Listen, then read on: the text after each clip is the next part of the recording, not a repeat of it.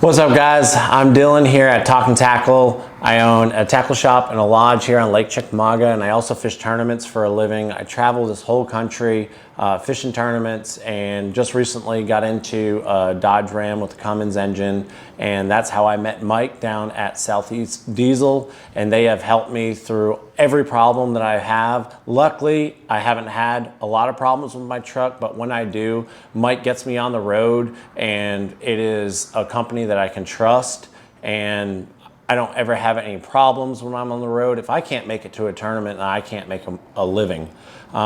So you have to trust your mechanic, and Southeast Diesel has saved me more than once, and I couldn't be more appreciative for Mike at Southeast Diesel.